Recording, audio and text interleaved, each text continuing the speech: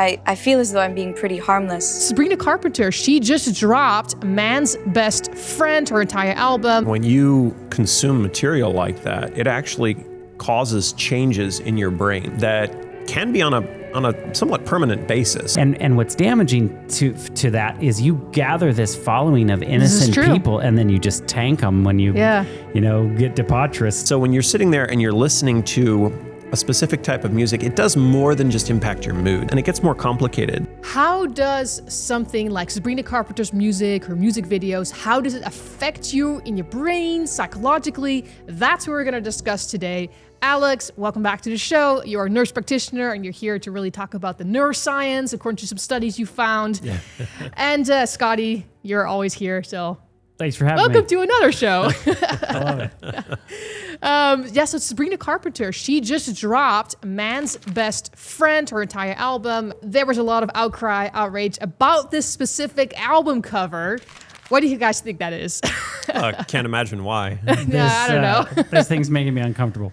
Yeah. Yeah. It's just why? Sometimes it shocks me. Yeah. Well, obviously, she is portrayed here with a man holding her hair and her in a, he's the dominant figure. She's in a not dominant position, right? Like people are saying it's controlling, and it's interesting because I would say her music is very much kind of feminist leaning. And so there was actually a lot of people from the feminist side who were against this, who said like, no, you're showing that the men have dominance over you sexually, even maybe it's slightly abusive. Obviously the conservatives were also not very happy with it, but I would just want to look at the backside of the album that you see here, her record. Let's take a look at what's going on over here. What do you guys see? Man's best friend, you got a dog collar. Yeah. Her basically as a dog on the front cover. Yeah, so I mean, I think everything like this is up to interpretation, but what I'm seeing is obviously there's a dog, right? And obviously a dog is called man's best friend.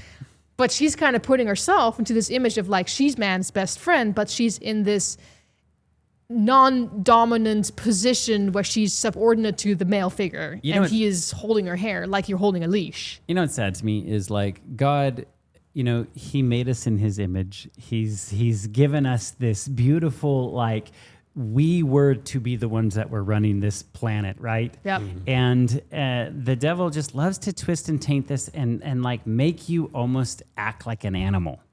Like you're not like the top, you know what I mean? And it's like putting something out there that's like really horrible or bad and then trying to like promote it as cool and good. You know what I mean? Right. Yep. No, this is true.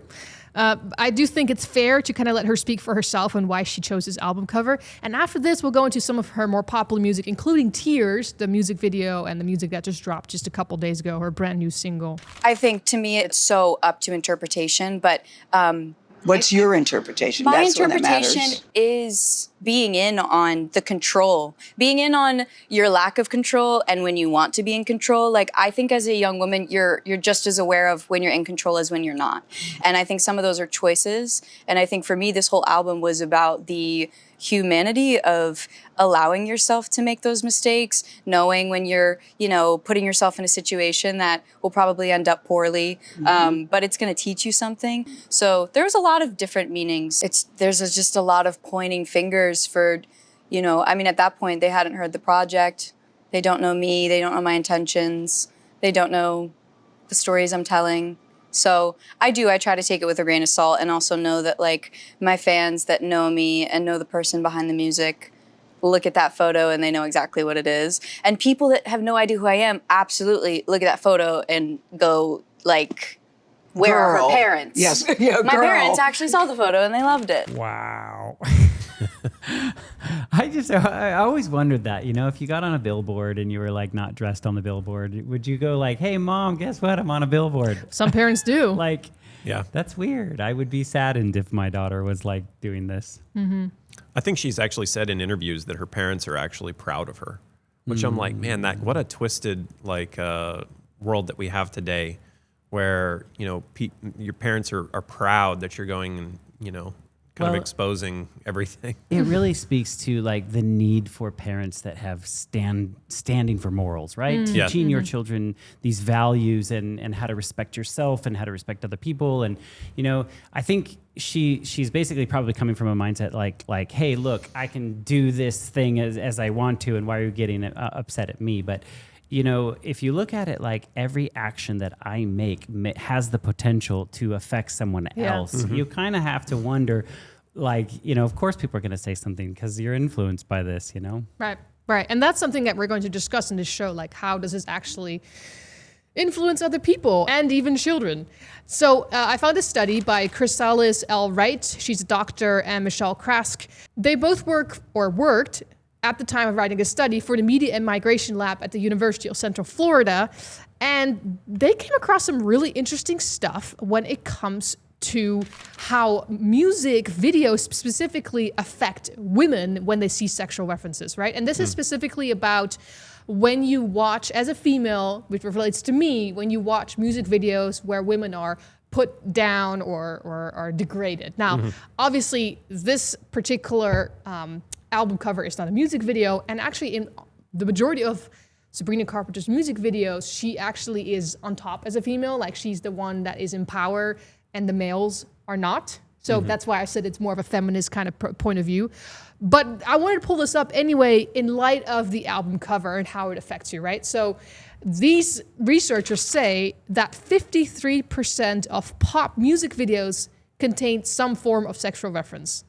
So it's actually 79% of R&B and 78% of rap, but we're looking at pop music. So 58% of pop music videos contain some form of sexual reference. Music videos.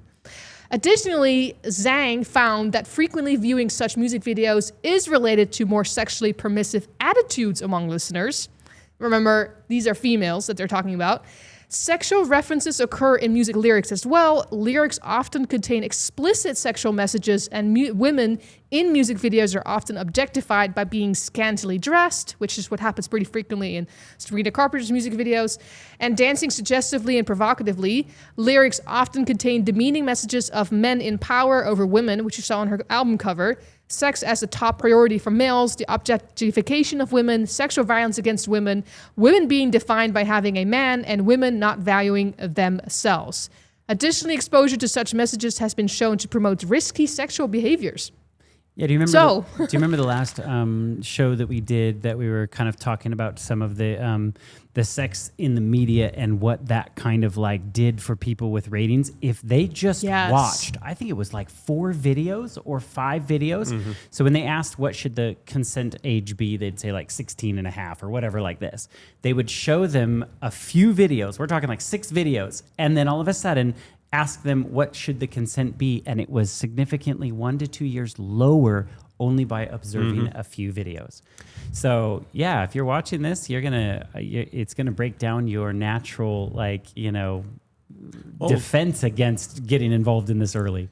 Well, why do they do this? I mean, it's because sex sells. That's right. I mean, that's why you have subliminal messaging, which you guys have done videos on before, where they'll hide that word sex hidden in different advertisements, specifically because you sell more product that way. So at the end of the day, a lot of this is just about the bottom dollar. That's right. There's a lot of variables. Yeah. And that's the interesting thing too. What people notice is that when she came from Disney, because she's a Disney kid from the Disney Channel, she was this most innocent character. She actually started dabbling a little bit with music. I think she released about 2 albums or so before she actually became this kind of persona. And you can Google a lot of YouTube videos where they say, it seems like this was a marketing strategy. She wasn't getting off, she was known, but she wasn't like worldwide famous known. Now she's like Taylor Swift famous known. Do you know why they do that?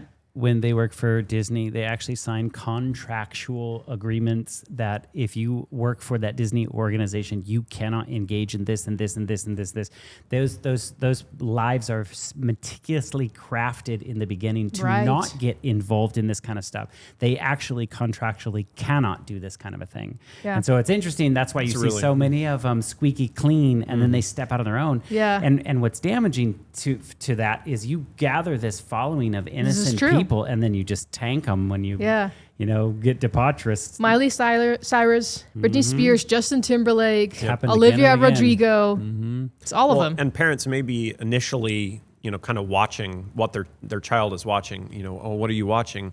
And then if they see one or two videos, they assume like, oh, well, that's a good, clean artist. Right. They can listen to that one. Right. And then they don't continue to watch as the career may take a significant downturn. Yeah. Yeah. Which that happened to Taylor Swift. Yeah. She Yeah. had this very ultra pure image at the beginning. Country singer. Yeah, this country singer, you know, small town girl, that type thing.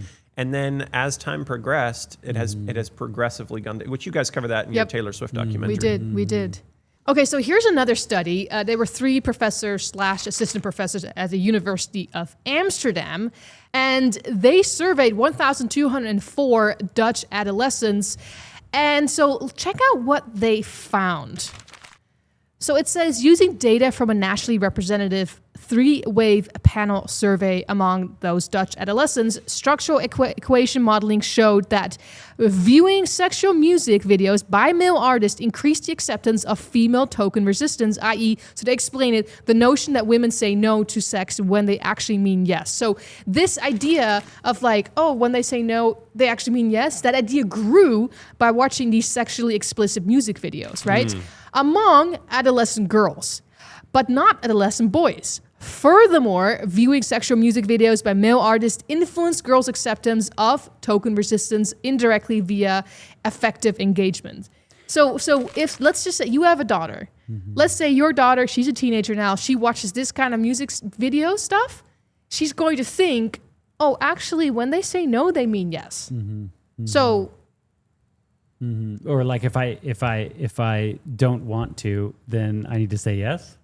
Yeah. Does it work at the reverse? You know, like it's just confusing your mind. There's no good street. I think this is the number one thing why I was very careful with my daughter, and growing up I didn't show her all those Disney princesses things and stuff because I wanted her to be focused on the beauty of her inside, not this like exterior, you know, it's the beauty of the character rather you than know, because that's what a lot of the Disney princesses are. They're like this, like not even a human being can be the shape that they are. Right. So I can only imagine like how confusing this is to little kids as they're trying to figure this thing out. Yes. So we'll actually have a video of a little kid that went to a Sabrina Carpenter show.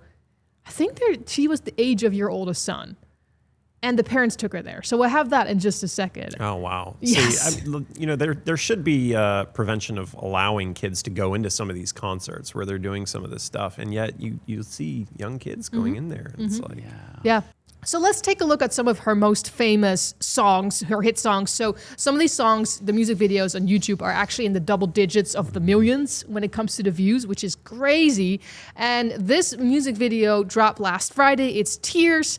Heavily sexually explicit lyrics, and you know, I watched it and I was like, I don't think I want to watch it again. You watched it too, right? Research only, and you watched it with your wife. Yeah. And honestly, it kind of shocks me that that this kind of stuff can be out there in society and it doesn't get more backlash. Yeah. There's not as much backlash. Now there is some people, it's kind of divided the internet. You have some people that are on the feminist camp that say that she's empowering women by, you know, being strong and confident and doing what she wants and that type of thing. But then you have other people that say, well, she's degrading women down to just a sexual object, basically. And so I think that it does degrade women to have this kind of thing out there, you know? And I think it's actually interesting that you make that statement because have you heard of Fight the New Drug? Yeah. You have? Have you heard of it? I don't think I have. So it's a non-Christian, non-politically nothing website. They're not siding with anything, but they are actually against pornography. Okay. And they're showing you studies about pornography and effects it has on you. Maybe I have heard of them now, yeah. Now that you mention it, I think I have. So they actually show from studies that when you watch this kind of sexual content in pornography over and over and over again, you're actually objectifying women. Yeah. And you're actually changing your mindset about a woman instead of being this beautiful creature of God, that she's actually just an object for your sexual pleasure. Well, and this is where you get into the neuroscience standpoint. When you consume material like that, it actually causes changes in your brain that can be on a somewhat permanent basis. I mean, you're permanently changing your brain structure to some degree. And the problem with that is that when you have adolescents that are viewing sexually explicit material, SEM, in the research studies they'll refer to it as SEM, earlier consumption of SEM leads to earlier first encounter with sex, and also higher risk sexual behavior, like unprotected sex, things like that. So when you have people that are consuming sexually explicit content, they're more likely to be doing things that have long-term consequences. You think about having children in your teens, before you're married or anything else. You have teen moms out there that that can really mess your whole life up. It can ruin your whole life, where you're now just trying to make ends meet, you're not going to college, you're not doing a lot of the things to further yourself and further your career and make sure that you've got a stable footing in life. Right. So, and that's also going to contribute to more single-parent households.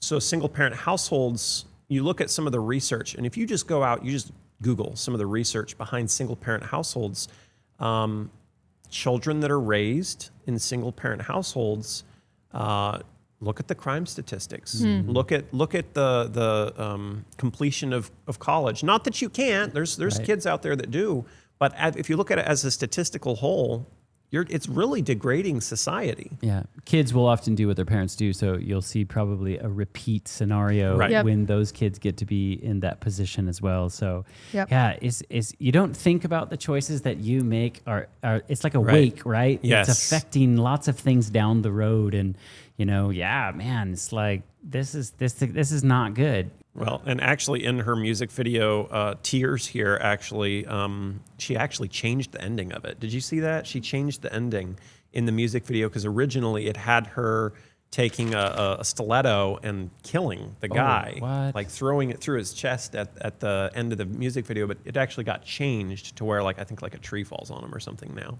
What? Yeah, there was news about it, where because I've seen it with the stiletto. Changed. Yeah, it's changed. I watched it last night with my wife. They re-uploaded it? I watched it last night with my wife, and a tree falls on him in tears. Dude. Well, let's take a look at the music video for Tears. Babe. Baby. I'm so glad you're okay. Wait. No. I've been looking everywhere for you. You died earlier, I thought. Babe, what are you talking about? No, it's a thing. Someone has to die every video. Wait, what? I'm sorry. Why are you being weird right now? We'll always remember you, though. He was a nice one, too. We have to give the people what they want. There's a lot of things that I see wrong with this on many levels, not just the, sort of sexualized thing, but it's like desensitization of somebody losing their life. Yeah. Right. I mean, that's really a serious matter. And to even play the lightly, like, whatever, you had to die for the video, is I think psychologically wrong. Well, this is the point that I want to make. The Bible says that at the end of time, we're going to see these kind of things where people are wanting violence. They want sin. Lovers of pleasure. Lovers of self. Exactly. Although the love of many will wax cold. Yes, that too. I'm sitting here watching this, and at the end, what did she say? She said, we have to give the people what they want. Exactly. Right. And so she's sitting there, and I'm like, what about the Colosseum? Yeah. Where you had thousands of people that are sitting there with a thumb up versus thumb down. Yeah. And so I'm like, okay, so are we going back? I mean, 100%. We have to give the people the death that they want. I think we're getting back to that point. Yes. Right. I think they needed to go back to that point. Because we are being prepared for when Jesus comes again. But before that, there will be the great last struggle, right? And so how do you ever get the majority of society, the utmost majority of society prepared to eventually persecute faithful Christians unless you are constantly prepping them through stuff like this, where they're okay with killing people. And you think about the stance of the faithful Christians, right? Like it talks about in Revelation, there's no guile in their mouth. There's no deceit. They're the people that are reflecting the character of Jesus the most. And it's like, how are you going to get a bunch of people to kill somebody that's like kind-hearted, loving, selfless? Like, that's not easy to do. I mean, you can understand somebody who's a fanatic and out there waving his AK-47. Take that guy would be, easy to make as a target. But somebody that's really kind? Yeah. It's only through desensitization. It is. And I've actually found a study that I'm going to show you later on that talks about this actually desensitizes you. But I want to look quickly at her website. So this is her website. I took the screenshot probably like 3 days before the album dropped. And look at the bottom left corner. It says most wanted. So this is her store, her web shop. The most wanted items are a t-shirt with lingerie on it. This is what people buy the most. And a deck of playing cards with this on it. It's Sabrina Carpenter and it says short and sweet, and busy woman. We know what she's referring to. 1-800-5 feet of fun, because she's around 5 feet. And then one of her playing cards actually has handcuffs on it. I mean, what? And then to think that who is her age range, right? We'll take a look at that soon, but it's not my age. No. I'm already too old for Sabrina Carpenter. I'm not that old. I mean, some people think I still go to college, but I'm 31, everybody. so it's younger than me. And like you were talking about, that's when they're most impressionable when it comes to developing of the brain, right? Yeah. A lot of this has she's got like a stylistic throwback vibe to like the 70s. Yeah. Like you look in her music videos, it's like all kind of 70s themed. And I think maybe she's trying to like throw back to like the pinup girls probably. Right. Good point. Yeah. So here's her cards up close with obviously the boots, just with the high heels and the handcuffs, which is actually part of her show as well. Later on, I'll show you something about this. But basically, she has a segment of series of shows that she was doing where you're too hot and you need to be arrested, and then she comes out with pink handcuffs and like handcuffs somebody in her show. So this is a little bit of a sexual reference as well. And by the way, that's also very much of a distortion of how God has created sexuality. Because it's not about handcuffing somebody and doing kinky stuff. It's about loving your spouse, serving your spouse, being there for your spouse, and showing God to your spouse. Which is the real definition of love, right? It's others focused. For God so loved the world that he gave his only begotten son. So it's like the picture that the Bible's building up of love is the act of giving. And in a marriage, it's like you're giving this other individual pleasure. And what the devil's done is he's rebranded this, called it lust, tries to put it in the same thing, right? It's what can I take from you? Yeah, like, what can I you take? don't care if that person's getting hurt, and that's why sexual mixed with violence is the worst combination of things. I mean, Charles Manson went and murdered a bunch of people, and he said that's what debased his mind. Sexuality with now violence. You're getting pleasure off of somebody's pain. And this is my issue with some of Sabrina Carpenter's music videos, is that it is violence mixed with sexuality, and it's very, very bad for the brain. Okay, so here's an article of a mom who went to one of Sabrina Carpenter's shows, and she actually approves of her show. She's very much for it, and she's also very much for all of the little girls that show up. She actually reveals the age that she saw. A few weeks prior to the 2024 U.S. presidential election, I found myself at a concert venue screaming, singing, "I'm so effing horny," alongside 15,000 fellow Sabrina Carpenter fans, most of whom fell solidly within the 12 to 18 age bracket. Wow.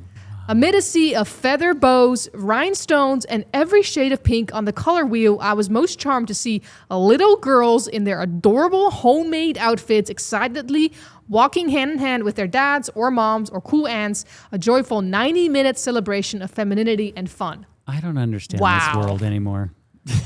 This is not my home. What happened to this place? Yeah. This is where we know we're living like in the end times. I'm 100%. You know what I mean? Like if the end is going to be worse than any other time, we know like, Sodom and Gomorrah had people showing up like, bring that person out. We want to have our way with them, right? Like that's a pretty bad time. Yeah. And if we're heading towards something worse than that, this is what's catalyzing that. Yeah. So it goes on. Vogue also wrote about the age of kids that follow Sabrina Carpenter on social media. They say her famous line in Espresso, "I'm working late because I'm a singer," captured TikTok fans in the spring with over 107 million posts using the soundbite. 67% of her TikTok audience is 18 to 24 years old, with 57% on Instagram per lefty. So a little bit older, but they notice. But still, that's that age when you're trying to decide who you're going to become in life, right? You're off to go to college and you're hanging out with other people. You're trying to figure out, who am I? And this is the kind of stuff that they listen to and follow. And then Spotlight, they have a publication called Luminate. They collected data on what age group listens to Sabrina Carpenter. Okay, so this is what they said. 31% of Gen Z listens to her and 34% of millennials. Am I Gen Z? I don't even know what generation I am. No? I'm like on the one end of millennial. I'm technically millennial, but I'm like early millennial. Okay, yeah, I'm on the other end of millennial. No. I'm not. It's Gen Z is like 18 and stuff like that. Oh. Unless you want to be 18. Well, yeah, okay, so Gen Z is after millennial, yeah. So you would be, what's before millennial? Oh, I'm that old. Gen X? Know. I think it's Gen X. yeah, I think it's Gen X. Yeah. You're probably Gen X. So okay, I was trying to picture like which demographic is this that's actually paying attention to this. Yeah. Okay, Joe, I'm like barely teenagers. Millennials are your guys' age. But it's a big, broad range. Millennial's pretty broad, yeah. Because like I think millennial goes up to, so I'm 31, so I think it goes up to like 29-ish. Okay. Yeah. Okay.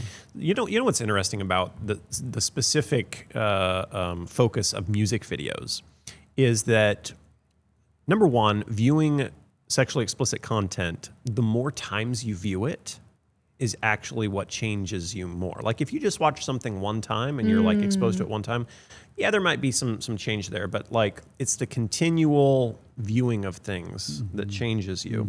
It's kind of like you're walking through a field. If you walk through it one time, you're going to push some of the grass down, but you're not really going to, make a path. Now, if you walk it every single day, eventually you're going to have a little, looks like a deer path going through there. But as you do things more and more consistently, eventually it becomes a 6-lane highway in your brain. Those neuronal connections in there, they get more and more firmly established. And so by viewing some of this content, but what are people doing with music? You listen to it all the time. They're listening to it on repeat. And some people are sitting here watching these music videos on repeat. Yeah, They'll have it thrown up on their TV and they sit there and play it and play it and play it. And then if you look at the link between how music changes the brain, music itself is very powerful. The music itself can actually cause some changes there. It'll change your mood. If you want to be happy, listen to happy music, right? If you want to be sad, listen to somber, melancholy music, right? So when you're sitting there and you're listening to a specific type of music, it does more than just impact your mood. There's actually some research out there that shows it makes deeper changes than just your mood in your brain. Yeah. So if you're sitting there and you're watching on repeat, continuously explicit content, and then you're also combining that with music, the devil has this fine-tuned down to a science of how to change people's brain chemistry, how to change their minds so that they're not focused on. I mean, why does the Bible say, was it in 1 Corinthians where it talks about by beholding Christ, we become changed, right? Similarly, I think if we're not beholding Christ and we're beholding the things of this world, not things that are, whatsoever things are pure, whatsoever things are of good report, that type thing, if we're not viewing those type things, I think it changes us in the opposite direction. It 100% does. Yeah. Time magazine did a study on, celebrity worship, people that pay attention to particular celebrities for an X amount of time. I think the study was spread out over 10 years, and they found that the more that you focused on those people, the more you assimilated their characteristics in yourself. And that just makes sense. I mean, if you read the Bible and you learn about Jesus and you're thinking about his life and you're constantly doing that, your character will want to be molded into that. If you're thinking of some celebrity, your character is going to get molded into that. So remember we were talking about that mom that went to the concert and she saw a bunch of little girls? Now let's look at a real life example of a girl who went there and the parents took her there, and I don't know, she's like 6, I'm guessing. So that's like barely older than your son, Alex. It is pretty wild. It is Chloe's first ever concert. We are taking her to Sabrina Carpenter, and she is like obsessed with her song. She knows every word. She's just so excited, so I can't wait to take her. Right, so tell us what is exciting happening today, Chloe? Papa. What? Papa. Sabrina Carpenter. Oh, that sounded like you were saying a swear word. At night, we are going with our England. cousins. Yeah. You're not. And we're going to a concert. It's a singer. Listen, can you shush? You're not. Right, go on then, Chloe. Tell us. At night. No, we've already heard. At night, we are Where are you going? Who are you going to see? We're going to see Sabrina Carpenter. What's your favourite song of hers? I feel like yours would be either taste or coincidence. What do you think? What one do you know the words to? Do you want to sing us a little Sabrina Carpenter song? Okay. Okay, so go on you're then. at the concert. And introducing Sabrina Carpenter. Please, I beg you, don't embarrass me. I thought she was going to be like one of the youngest here, but I keep looking and so many really young kids are here. I don't think people know, like obviously because there is a side to it where it's really rude, and I was a little bit worried about bringing her at first, but she's at an age where it'll completely go over her head, thank goodness. So I thought, oh, I'll probably be one of the only ones that bring her, and she's really young, but it's not. There's actually so many. You know, this is like casting seeds, right? I think, you know, we talk about that often in Christianity. We're casting these seeds of that it will hopefully get watered and somebody will grow up in a life with Jesus, right? Yeah. But man, it's like, what kind of imagery gets planted into that young kid's mind that it's like as they develop and change and now they're confronted with these life-changing choices and all that kind of stuff. It's like you've programmed in your mind, like you mentioned with the pathway, you've made deep grooves in your mind. Lord have mercy. But I notice it with your kids too, Alex, that they very much copy what you guys do. Oh, 100%. Yeah. So they copy what they see. They copy what you say, everything. Well, they copy everything, and that's actually like a programmed response from a neuroscience standpoint. So you think about humans are very visual creatures, and so light will flash in through your eyes. You receive so much information with your eyesight, flashes back along your optic nerve, and it actually goes to the back of your head, your occipital lobe. And then that information kind of cascades forward, and actually where you have your higher decision-making capacities in your frontal lobe, just behind your forehead. And that's where you make your higher executive decision making. You know, is this right? Is this wrong? Should I do this? Should I not do this? But the system that everybody has when they're a little kid that is very powerful is mirror neurons. And mirror neurons basically are where you mimic what you see happen. And so you can see this with a little kid, and I see it with my kids, where you'll sit there, and the very earliest form of it most of the time is in an infant. You sit there and you'll smile at them, and eventually they'll start to smile back. Right.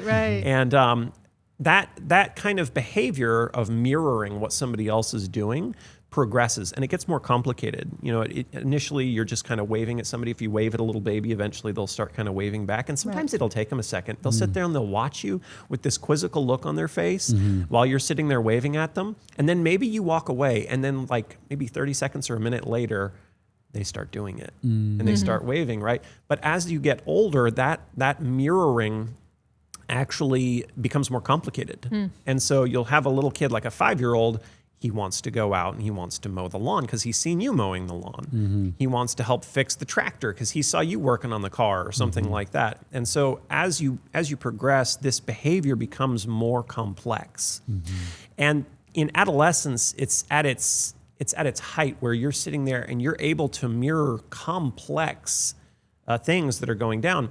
But as you age and as you get out of adolescence, you lose the plasticity in your brain where you're more likely to mirror something immediately. And you know, you're kind of like, nah, I kind of know what I want to do. I'm not just going to immediately go copy everybody. Right. I know what I want to do with my life. I know what I'm going to do. And so these music videos and these kids are at some of the most impressionable time of their life. And that's what that means, impressionable, is it's really based off of that system, right?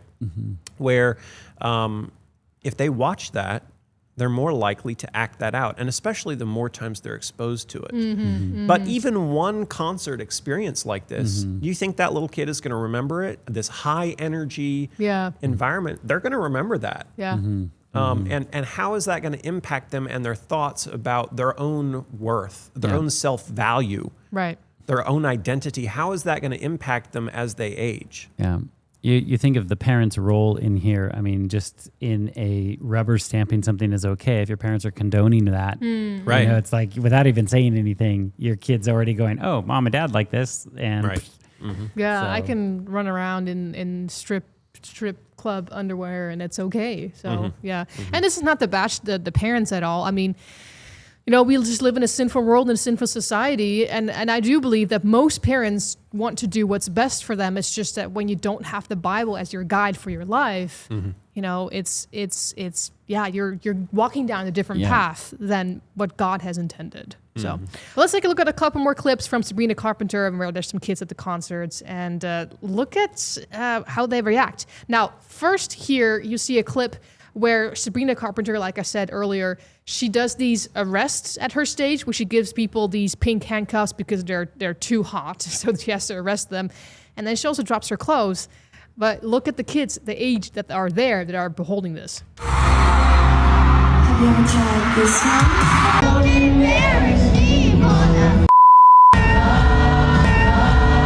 Can you tell everybody your name?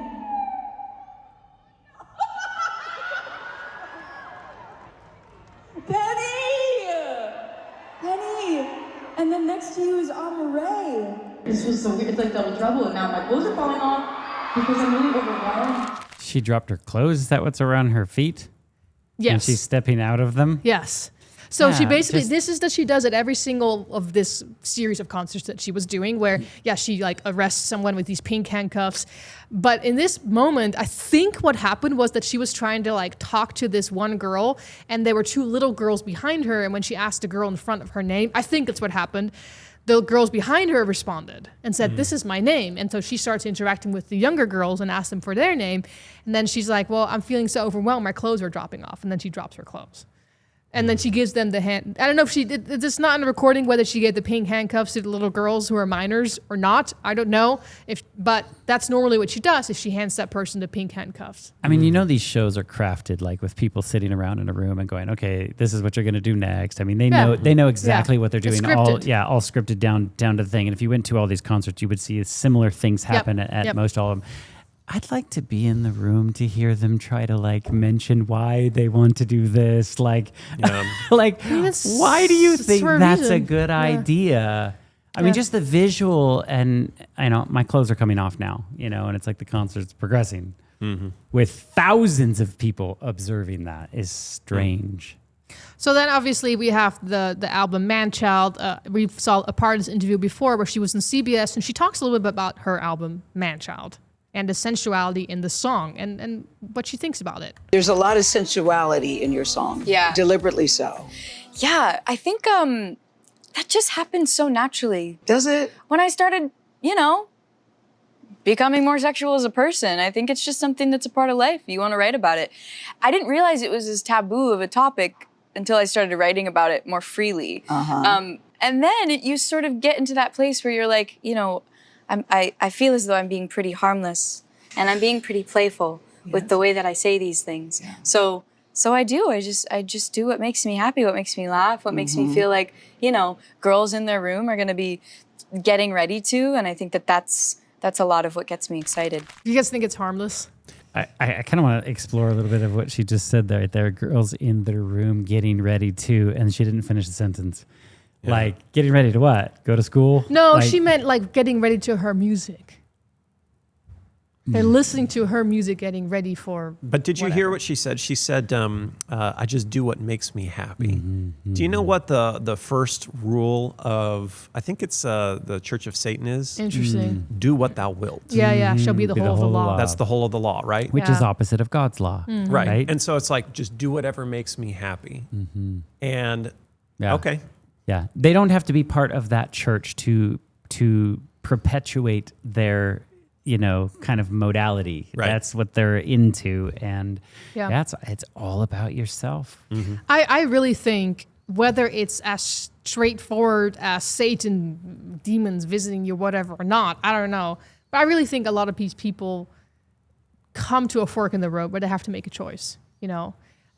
we have some videos on this where it's very obvious that some people have explicitly said, or you can find out, that they have sold their soul to Satan. Mm-hmm. Now, I don't want to make this statement about Sabrina Carpenter because I don't know if she did or not. And like I said, it could be not as much of a forward, hey, if you do this, I'll give you this. It could be a thing of constant choices and knowing that there's this dark side to this world. But if you make these choices, then you will get this. I don't know how that will go because Satan wraps it up differently for whatever the person is enticed to accept. Yeah. But I do really believe that world is not from God. Well, to be honest, it doesn't matter if it was directly coming from a command of Satan or not, right? Like that can be speculated and you know, you could probably conspiracy theory figure it out. Mm-hmm. But what's the fruit of that?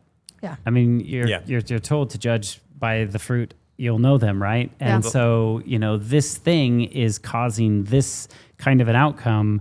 And however they got to that point to think that this is okay, it really is irrelevant outside of the, like, you know, where this is going to ultimately impact little girls and boys. And this is ultimately why we need Christ living in us, is because the heart is deceitfully wicked above all things. Yep. Yeah. And so if we it doesn't even have to be Satan or a demon making him do this, because humanity, we now, after the fall, we have the capability for evil because the heart is deceitfully wicked. Yeah. And so the only way we get rid of that is we ask Christ to come into our hearts and dwell in us by his Holy Spirit. We need a new heart.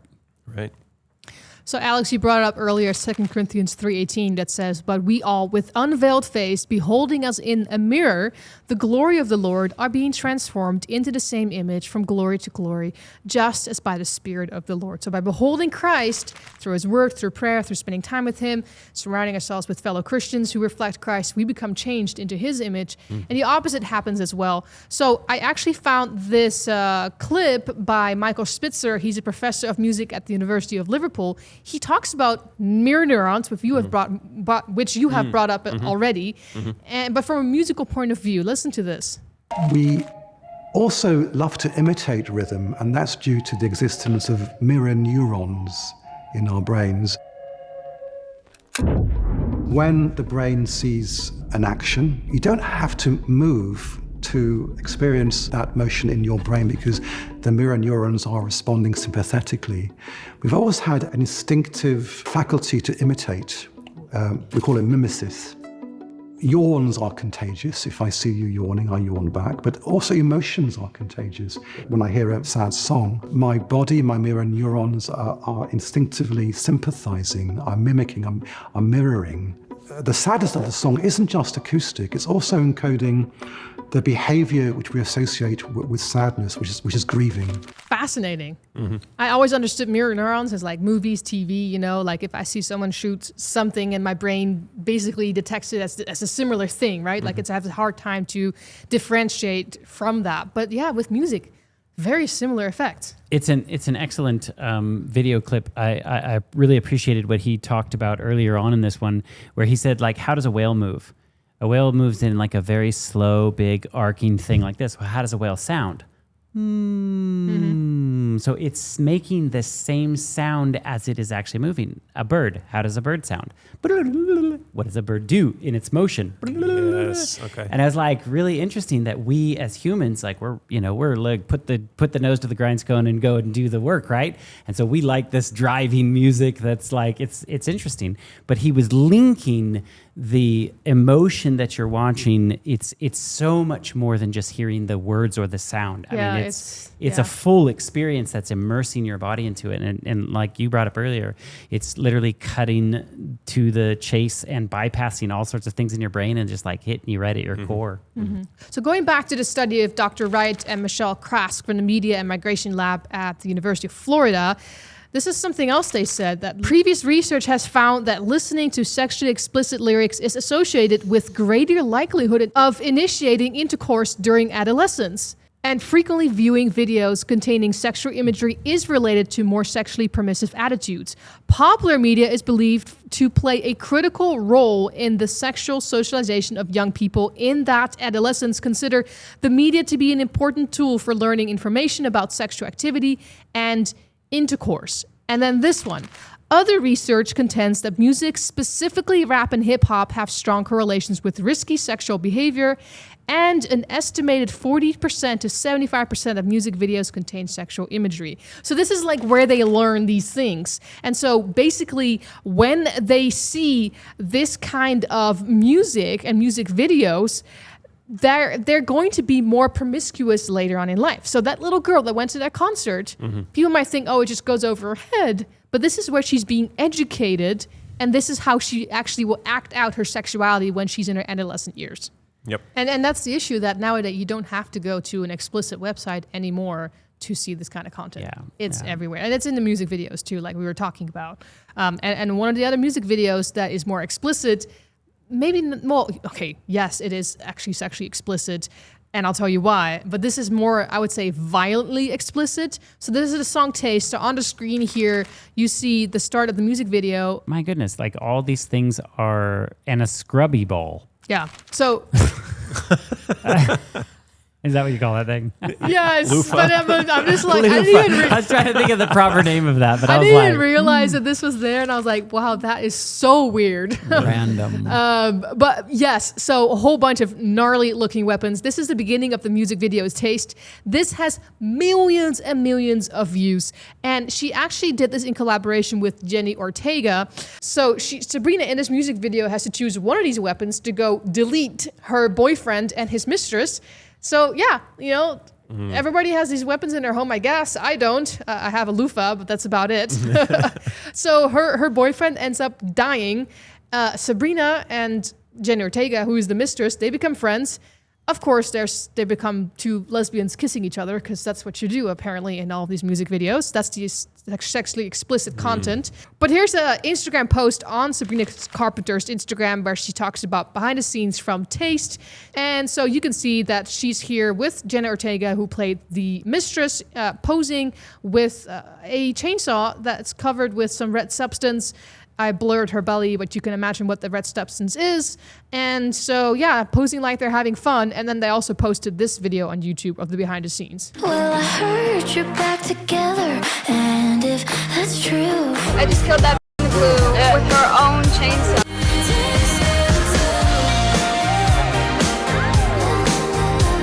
you'll just have to taste me. So what's really, yeah, this is just like nuts that this is even acceptable. I mean, but it's just like portrayed as like, we're having fun, and she basically says, I just killed that bitch in the blue, meaning Sabrina, with her own chainsaw. Like, when in Earth's history was this normal vocabulary to come out of your mouth? And this was like normal to talk about, It's a two-way street that they're promoting this like promiscuous lifestyle and then getting mad at people that are being promiscuous.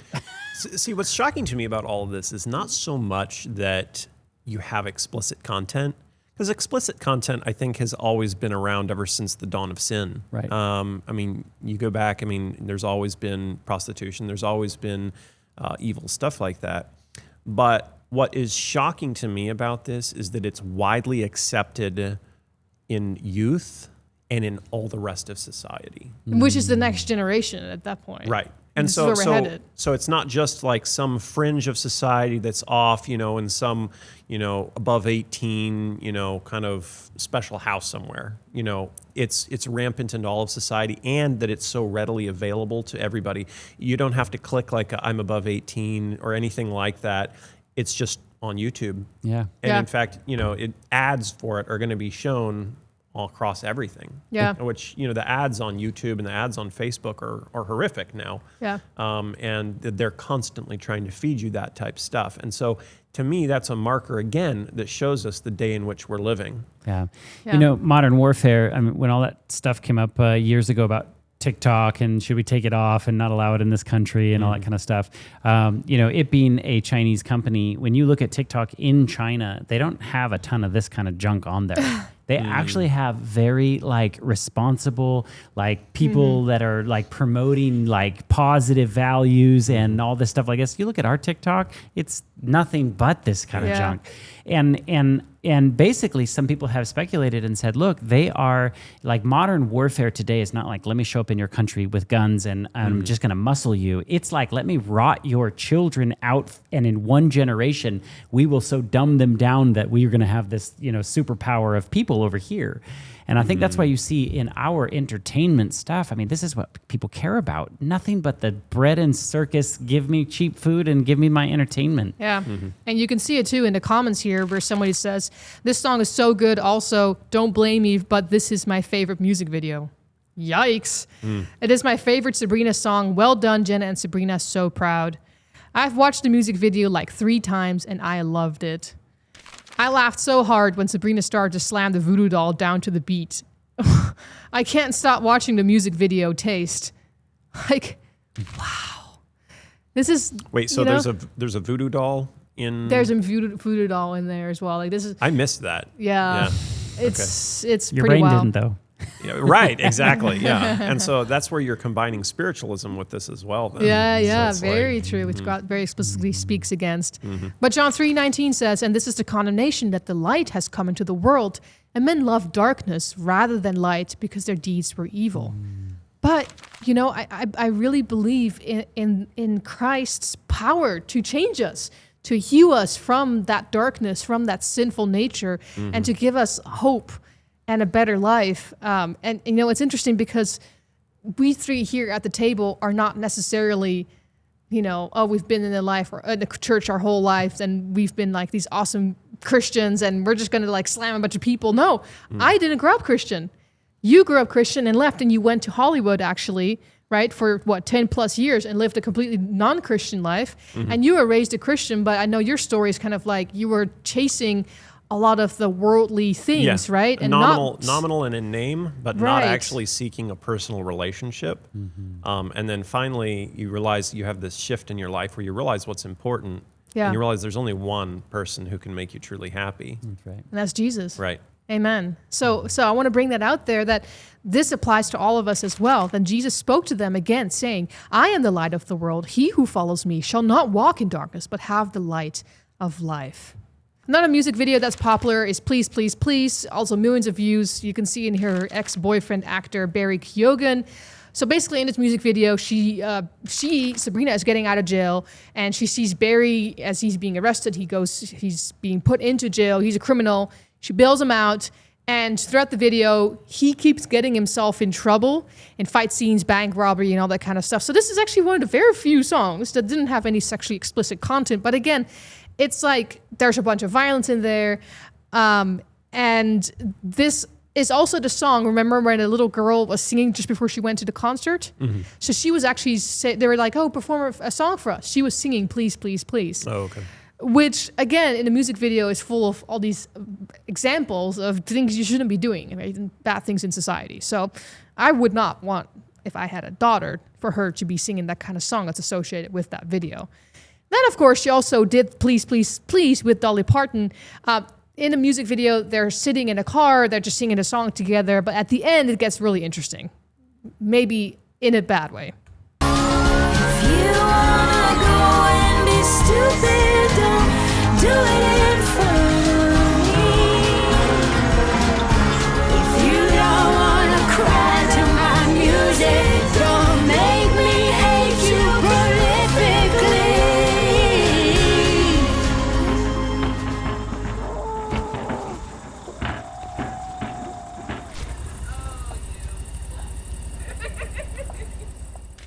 Okay, so question.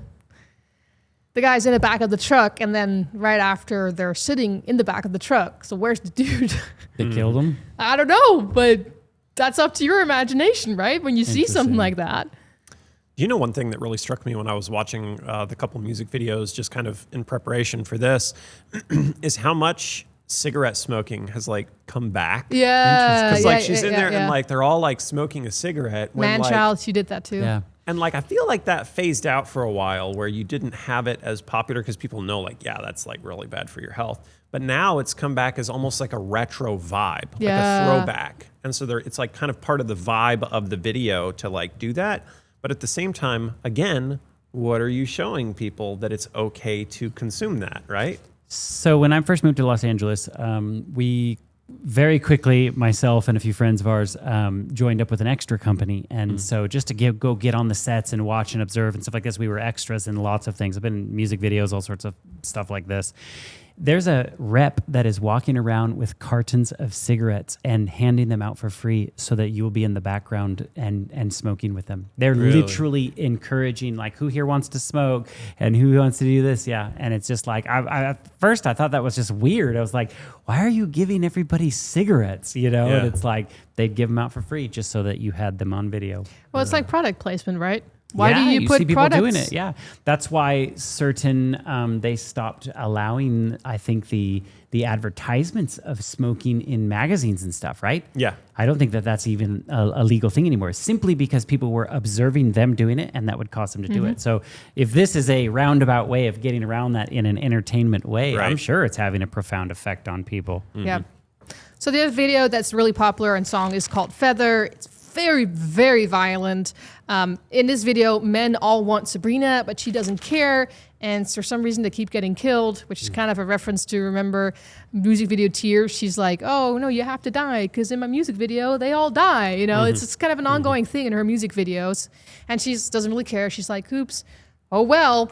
So before we talk about that a little bit more, here's an interesting study from Headlight where, you know, they talk about, am I at risk of becoming violent or aggressive from this particular music? And they say, yes, it increases aggressive thoughts, it intensifies feelings of anger, it causes psychological arousal, it leads to hostile or aggressive behavior, it creates desensitization to violence, and forms a lack of empathy simply from watching violence in music videos, which is what she's doing. She's portraying all this violence in music videos. And Psychology Today says that watching videos of mass shootings or other violent events on the news or online makes you more prone to develop or worsen depression, anxiety, PTSD, chronic stress, insomnia, and increases the chance of symptoms such as flashbacks. Wow. Yeah, and the Bible talks about do not enjoy, what is it? Romans 1:32.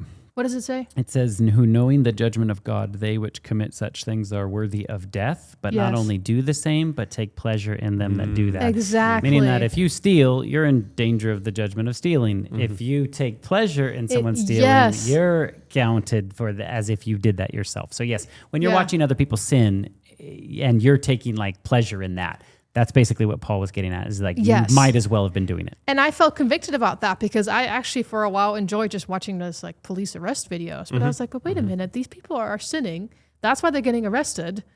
They're committing a crime. And now I'm actually finding joy out of entertainment, out of watching these people and what the police is doing and all that kind of stuff. And I felt strongly convicted, like, no, I should not be doing that. I should not be watching this kind of stuff. You know, Journal of Experimental Social Psychology, this was a study that was published in this journal in 2015, and they talk about the effects of music with aggressive lyrics, with or without the music videos, right? So it's just about the lyrics, and whether it had made those listening or watching more aggressive. So listen to what they said. 5 decades of research have shown clear links between exposure to violent visual media and subsequent aggression. However, there has been little research that directly compares the effects of exposure to violent visual versus auditory media, or which has experimentally tested the effect of violent song lyrics with musical tone held constant. In the current study, 194 participants heard music either with or without lyrics, and with or without a violent music video, and were then given the chance to aggress using the hot sauce paradigm. Musical tone was held constant across groups, and a 5th control group had no media exposure at all. Experimental groups, on average, were significantly more aggressive than controls. The strongest effect was elicited by exposure to violent lyrics, regardless of whether violent imagery accompanied the music, and regardless of various person-based characteristics. A violent music aggression link was found. Violent lyrics had a robust effect on aggression, holding musical tone constant. The results were similar across 3 violent music video clips from 3 music genres. The effect was undiminished, holding trait, aggression, and personality variables constant. So clearly there is a link, and it's a very strong link as well. So, I mean, it's not just like you're being sexually affected, you're being influenced in that capacity and aggressively all across the board. And again, were you talking about Manson, what's the guy's name? Charles Manson, that he's like, the connection between violence and sexuality made him rape and murder a bunch of people. I mean, come on, dude. And then this is just sugar-coated, like, let's have a version like this for women now. Jesus was a carpenter? Yeah, so Jesus was a carpenter on the next slide here. So what happened was, we had the music video. That is absolutely awful. She had the music video Feather, right? We actually talked about this in a different video. The music video Feather is very violent, extremely violent, right? And there's a bunch of people that died. Now, she shot a whole scene dressed very half naked in a Catholic church. And so when there was a bunch of outrage about that from Catholics, she said, well, Jesus was a carpenter and her last name is Sabrina Carpenter. Right. That's the thing what she's meaning. Is that's like, Jesus is just like me. Rather than, I mean, that's like taking the holy and making it profane and trying to put it in a box like he's nothing different. That's what the devil's argument was with Jesus the whole time. Was he was basically like, look, you have this leg up on everybody else, but if you were put in their shoes, you'd be just like them. And it's like, no, Jesus proved that was not the case. Yeah. And to the point where it's like he was unjustly murdered. It was not like this, what she's meaning there. So she wore this t-shirt, Jesus was a carpenter, to Coachella, where she performed. Now, obviously, her fans are doing the same thing, right? Like monkey see, monkey do, like we talked about, mirror neurons. So now I'm seeing you do this. There's a reason why they put celebrities in advertisements to sell like a perfume or something like that. Yeah. You know, it's obvious for that reason because they know that it works. So here's a fan. He wore this t-shirt to a Madison Square Garden concert of Sabrina Carpenter in New York City. And see, if people see you with a particular t-shirt on, like the one that I'm wearing, you can get that at lightwear.shop. Yeah, if you like Little Light I Studios. might need to get one so I can fit in here. I think we need to give you one, actually. Yeah, we'll put a link to your shirt in the description. Oh, there we go. Yeah. We have a box downstairs of t-shirts, so you're welcome to go and thumb through it. Oh, there we go. Yeah. So then there's another song of hers, 𝒏𝒊𝒔, meaning chemistry, also obviously overly sexual lyrics. There's 𝒆𝒏𝒄, also overly sexual lyrics and showing lots of half-naked women, including herself. So it's pretty much everywhere. So going back to this study by the 3 professors, assistant professors at the University of Amsterdam, check out what they said. In terms of arousal, Rubin et al. Found music videos were rated as more exciting and arousing than music audios. Similarly, in terms of pleasure, Hansen and Hansen showed that music videos elicit a pleasurable emotion response, which is intensified by the high levels of arousal people experience while watching music videos. In fact, the experience of pleasure is one of the main reasons for adolescents to listen to music, and the same reasons probably hold for watching music videos. What are your thoughts on that, Alex? Well, of course. You know, again, we go back to humans are very visual creatures. Yeah. So you're sitting there listening to something that is making you feel happy while watching it. Of course, you're going to get more of an effect out of it. And the problem is like you're getting this dopamine hit from it. Yep. And as a result, you think about we go back to TikTok, YouTube Shorts, Facebook Reels. You get this dopamine addiction to it. Eventually, your pleasure receptors in your brain will get used to that certain level of dopamine, and it actually takes a stronger and stronger stimuli to achieve the same pleasurable effect. So is there any wonder that music videos have gotten progressively more risque, that they have gotten progressively more profane as time has gone on? Because you need a higher level of stimuli. So why is her music so popular? It's so popular because you start off with something that was seemingly more mild with like Taylor Swift. Well, who's opening for Taylor Swift at the Eras tour? It's Sabrina Carpenter. Right. And so, you know, you have this introduction to the next drug, if you will. Yes. Which is like a progression of So what true. you desire that's going to hit your brain a little harder and make you be like, oh yeah, that's so good. So true. Yeah, you want to go a little deeper. Here you go. Here's the next one. That's a little I more can raunchy. definitely see that. Yeah. Well, speaking of the next one, that's, you know, kind of in that vein, Nonsense. Nonsense was an interesting music video. Did you check out Nonsense? I haven't. Okay. That is an appropriate title for a music video.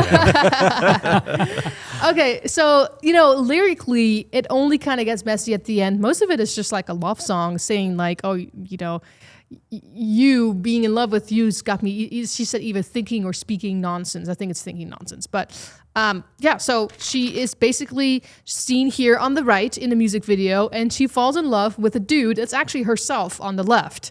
And that's her male version. So to me, it's kind of hinting at the hermaphrodite, you know, like male, female. It's or that you can switch back and forth. Yeah, it's like transgender. You know, the Bible's clear. We shouldn't dress as the opposite gender. It speaks very explicitly about that. Music video also shows a lot of nudity and scantily dressed girls. Now, I want you guys to look at this clip here and tell me how old do you guys think these people are?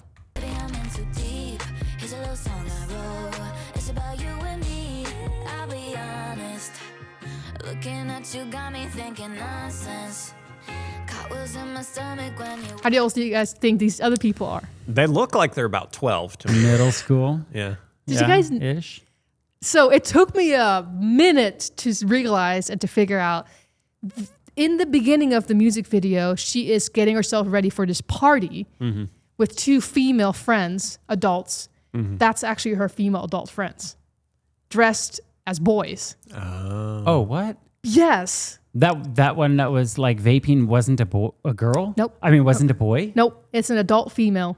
Oh, wow. Well, but you know, she's actually in the music video Tears, which I don't know if you're going to get into this. The music video Tears, a ton of it is transgender stuff. Yeah. Yes. Really? Yes. Like a ton of it. Like you see, there's like a whole cast that comes out and is like dancing and stuff. That's all transgender. Yep. Yep. I think they have to push this stuff. Yeah. I think the music and record labels and everybody else is saying, you want this role? You can have this role, but this is what you're going to do. I guarantee you that they are pushing these initiatives from people that are above them that you never hear of. Yeah. And who is ultimately in control of those people above? Yeah. I mean, what a ploy, right? Make the person popular, make a bunch of people follow them, expose them to kids when they're 5 years old, and bam, it's like you've got a generation now that is way more sympathetic towards transgender issues. Yeah, and think about it, right? Jesus was offered this when Satan came to him and said, I'll give you the whole world, but bow down to me. He said no. Yeah. But I believe every single day people are offered this and they say yes. Yeah, don't vape, kids. Just don't do it. Don't do it. Oh, it's horrible for your lungs. Yeah, the problem is that we don't have some of the long-standing studies that we do from regular tobacco smoke, but some of the vaping that's out there now, they're seeing some lung effects from it that are absolutely horrible. Yeah, they say they're getting these rip-off versions of them with these people that are like, you know, counterfeiting basically trying to get the chemicals or whatever in there, and they get the mixtures wrong, and it will destroy people's lungs. Well, and the other thing is with smoking, you have a good idea of how much you smoke every day because you have a carton, and when the carton's up, you're done. But the problem is with these e-cigarettes and vapes, people will be sitting there, and you don't have to stop when you go indoors because you know you can do it inside of a store or wherever else, right? And so people will be sitting there and they'll be hitting it all day long. Oh, man. Rather than like having to go out for like a smoke, like, oh, go out for my smoke break. And like, you can only do that so many times. You can sit there and hit it all day long. And so you have people that are getting way higher amounts of nicotine than they ever were with tobacco, like, you know, regular cigarettes. Wow. But, you know, besides the cigarettes and, you know, them vaping, I think what really was kind of crazy to me is that, yeah, it took me a hot minute to figure out that these were actually adults. I thought they were minors. And here they are drinking alcohol and smoking and, you know, surrounded by all these other people at a party. And, you know, even Sabrina, let's be honest, in her male version, she looks like a teenager. Because that's what happens when you're a female and you dress up as a woman. You look much younger because for various reasons, but also it seems like it might even have been intentional to make them look like kids. I mean, everybody on set would be like, wow, you look pretty young as a male, you know? Right. So especially girls, because you don't have facial hair. So yeah, exactly. Like and your face is smoother lines. So I just think it's weird that this is a love song that she sings, you know, and her male version looks like a minor to me, surrounded by minors who look like they're going to an adult party. But at the end, it says, this song's catchier than chickenpox is. I bet your house is where my other sock is. Woke up this morning, thought I'd write a pop hit. How quickly can you take your clothes off? Pop quiz. Again, I know it's adult, but they look like boys. Yeah. That to me is weird. Yeah. Very strange. Including Sabrina Carpenter, who is like her counterpart in this music video looks to me like a minor. How does the Bible describe it? Like it's confusion when it's dressed like right, that? Babylon, yeah. So it's Babylonian confusion. Exactly. Yeah. This is literally a Babylonian mindset. Yeah, it is. Confusion. Yeah. And then also in this clip here, you can see Sabrina Carpenter. She's joking with her female friend. But again, the female friend looks like a minor. And listen to what she says to him. You've been trying to get me for years, Paul. And you know what? You're not my type. No, I've been thinking about you for real. Yeah. So she says, you know, you've been wanting me for years, Paul. And you know what? You're not my type. And then her female friend looks dressed up, looks like a 12-year-old, says, oh, I've been thinking about you for real. So it's a bit weird. It's a bit weird. Here you can see her female friends dressed up as boys. They look like children and they're drinking. Like he literally looks like he's 12 years old, like you guys said. So I should say. Yeah, bit strange. So this is a quote from Bob Pittman. He is one of the founders of MTV, actually. This is an old quote, but boy, does this really say what the music industry is up to. We're dealing with a culture of teenage babies. They can watch TV, do their homework, and listen to music all at the same time. The strongest appeal you can make is emotional. If you can get their emotions going, make them forget their logic, you've got them. At MTV, we don't shoot for the 14-year-old. We own them. Pretty confident. Founder of MTV. I grew up on MTV. I did too. It's bad. And that goes back to what I was saying, where you are the product nowadays. In today's digital age, is the viewer, the person consuming it, is the product. Yeah. And they don't care how train wrecked your life is down the road. They just care about you watching, how many hours you watch. And Yeah. So I want to wrap it up here. Hosea 1 verse 2. The story of Hosea is fascinating to me because basically Hosea is a prophet in the Bible. And Hosea is a man of God, and he is told by the Lord, go and marry a prostitute. And this prostitute was symbolic of the people of Israel as they were, symbolically speaking, committing adultery, fornication on the Lord, right? Because they were going after all of these false gods and turning their backs on the Lord. And these statues, like today we think that is so strange. Why would people do that? In a Western society, we think of that, but there's still other cultures where this happens, where you basically make a little statue out of wood or clay and say, now there's a God in there, right? And that's what they were doing. And so God said to Hosea, go and marry this prostitute as that symbol of people who are going astray from me, committing adultery on me, but I am going to show you my love for my people as like Hosea having to marry that prostitute, that God runs after us, wants a relationship with us, desires that. So Hosea 1:2 says, when the Lord began to speak by Hosea, the Lord said to Hosea, go take yourself a wife of harlotry and children of harlotry, for the land has committed great harlotry by departing from the Lord. But then 3 verse 1 says, then the Lord said to me, go again, love a woman who is loved by a lover and is committing adultery, just like the love of the Lord. For the children of Israel who look to other gods and love the raisin cakes of the pagans. So I bought her for myself for 15 shekels of silver and 1 1/2 homers of barley. And I said to her, you shall stay with me many days. You shall not play the harlot, nor shall you have a man. So too will I be toward you. But you know, the prostitute, she left Hosea multiple times for other men. I mean, that must be heartbreaking. We are all married here, and I'd be absolutely broken to pieces if my husband cheated on me, and let alone if that person did that multiple times. But Hosea kept bringing her back, and that's a symbol of what God does to us. And it's interesting that in prophecy, in Bible prophecy, the unfaithful woman is actually a symbol of unfaithful Christians to God when we turn our backs on him. And that in here, in the world of music and fame and celebrities, you have a woman like Sabrina Carpenter who dresses very provocatively, and people worship her and basically turn their backs on God to run after this other woman. But God has a desire to bring everybody, including Sabrina Carpenter, home in his arms, right? And he is running after everyone and saying, come back to me. So, well, I think Christ died for her as well. Amen. Absolutely. And so we shouldn't view her with any level of hatred or anything like that, or like, oh, why could you be doing this type thing?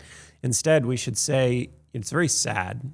It saddens God, and we should be viewing it with, we don't want this being consumed by other people, but we should be praying for her that she'll be able to change, and that God will prevent this evil from going out and deceiving too many people. Yeah. Clearly, she has either thought about Jesus, because putting it on her T-shirt like that is like, but yeah, you'd hope that God would reach her in whatever way that he can keep knocking on the door of her heart. And when we get to heaven, I'm sure that's exactly what we'll see, is God was trying to win all these people as well. And, how many people are praying for somebody like this, as Sabrina Carpenter, like, Lord, please reach her heart as well and open her eyes to some of the influence that she has. And, I think the deeper you go in destroying other people's lives, I think there's probably a real psychological damage there that's hard to turn around. But look, it's not impossible. Paul was killing Christians, dragging them out in the street, and then he became one of the biggest mouthpieces for God. So I think that it is possible, and our duty is to pray for those people. Amen. Yeah, and you said knocking on the door of her heart, of all of our hearts. Revelation 3:20 says, behold, I stand at the door and knock. If anyone hears my voice and opens the door, I will come into him and dine with him, and he with me. Jesus is knocking. He's a gentleman. He's not like Satan, who is just like, you have given me one crack and I'm going to just barge the door open and you're mine. He doesn't steal our hearts. Jesus is knocking, and he's just asking, will you let me in? I mean, you have to do that daily. It's dying to self daily, like what Paul talks about. But when we open the door up and we invite Christ in, one of the best ways that we can invite him in is asking, number one, but also reading the Bible. Amen. Because by doing that, it's basically showing to the world, and it's showing to the watching angels that are out there, this person, they're earnestly seeking me. I'm going to give him my Holy Spirit. I mean, that's what God can do. And so if we decide to go our own way, though, if we decide to sin, to go after and chase whatever that we want rather than what Christ wants, we're essentially saying, I did invite you in, but I'm going to show you to the door now. It's time for you to go. But he's always willing to come back in if we invite him back, because he is so patient with us. How many times do you hear, just turn from your wicked ways and I will accept you back. It's like God's plea. It seems like he's never like, oh, sorry, you went too far and you're not welcome back here. He's just like stop doing those evil things and turn to me. Yeah, I really believe that we are super close to when Jesus comes back. And when you study prophecy, and we do have a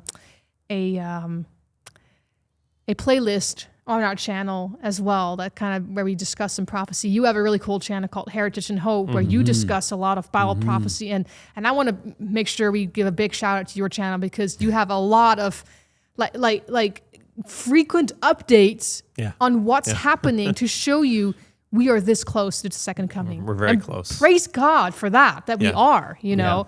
It's really cool to see you guys really tackle prophecy in a deep way, and how much research you've done in the learning Latin, reading the documents, having the physical books. I mean, seriously, if you guys have an interest in prophecy, you have to check out these guys' channel. It's amazing. Yeah, definitely want to drop a link for that in the description, because I think if we want to have a close relationship with Jesus, one of the ways is to watch you guys' channel. And I mean it from the bottom of my heart. Like, you guys have really stuff that I think uplifts Christ and brings you close to Jesus. But yeah, I really want to share, just if Jesus is this close, I love the statement that when we get to heaven, we will realize heaven was cheap enough, meaning it was worth giving everything up for this.